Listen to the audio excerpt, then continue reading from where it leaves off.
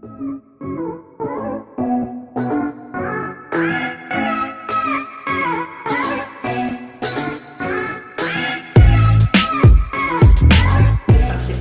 et elles contribuent pleinement au développement de leur pays. Si j'ai quelque chose à dire, vu mon expérience, je recommanderais aux jeunes femmes d'abord de prendre au sérieux leurs études, d'essayer de se cultiver au maximum, parce que la différence se jouera à ce niveau-là, parce qu'il ne faut pas se suffire de ce qu'on nous donne au niveau de l'école, de l'université, il faut se cultiver soi-même. Et il faut aussi choisir un combat, parce que la vie est tellement plus agréable quand on est engagé pour une cause qui nous donne un vrai sens à notre vie. Et cette cause, elle n'est certainement pas égocentrique, elle ne peut être qu'orientée vers les autres. Alors moi je recommande aux jeunes femmes d'investir le champ politique. Oui, pourquoi je dis politique? Parce que nous avons envie de faire la politique autrement. Et avec les femmes, je pense qu'on pourra la faire autrement. Et on gagnera certainement des batailles pour avancer vers la vraie démocratie dans notre pays. Parce que s'il y a encore de nombreuses entraves pour arriver à accomplir la construction d'état de droit pleinement au Maroc, eh bien, c'est la faible participation des femmes. Constitue aussi une entrave.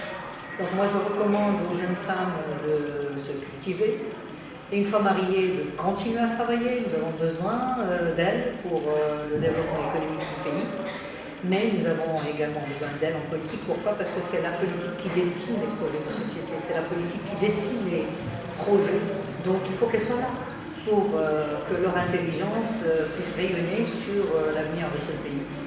Voilà, donc l'engagement au niveau d'une association, c'est très bien, mais l'engagement politique, c'est encore beaucoup plus important, contribuer à mettre en place la vision, la stratégie pour le Maroc de demain, que l'on voudrait, un Maroc démocratique et moderne, avec l'égalité entre les hommes et les femmes.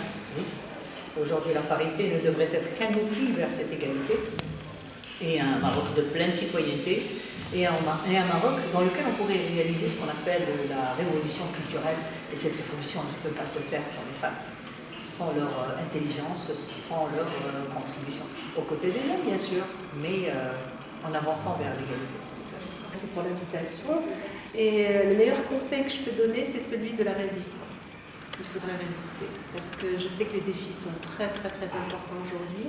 Ils sont nombreux, les challenges aussi, et donc il ne faut pas perdre l'espoir, parce que la jeunesse c'est l'espoir, c'est elle qui porte les flambeaux, et ne laissez personne faire le travail à votre place, ou parler en votre nom surtout.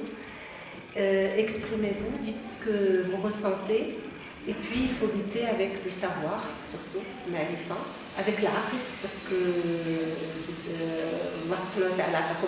il faut l'utiliser.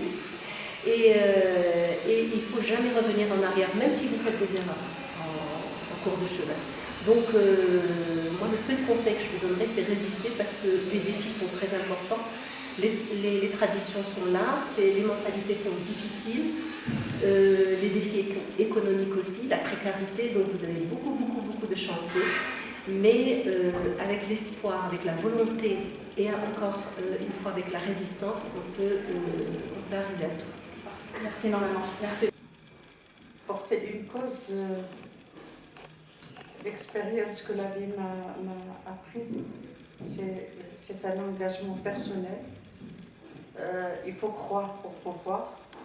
Commencer petit, se tracer une ligne de conduite, un chemin.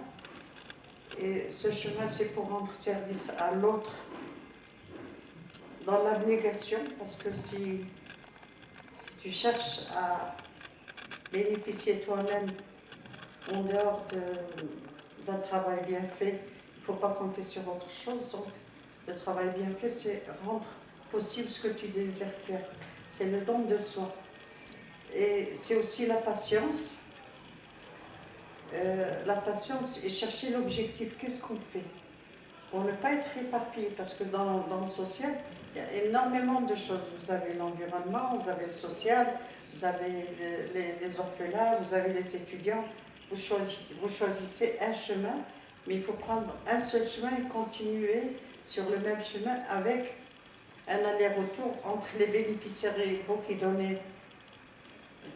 donnez votre temps à votre raison d'être.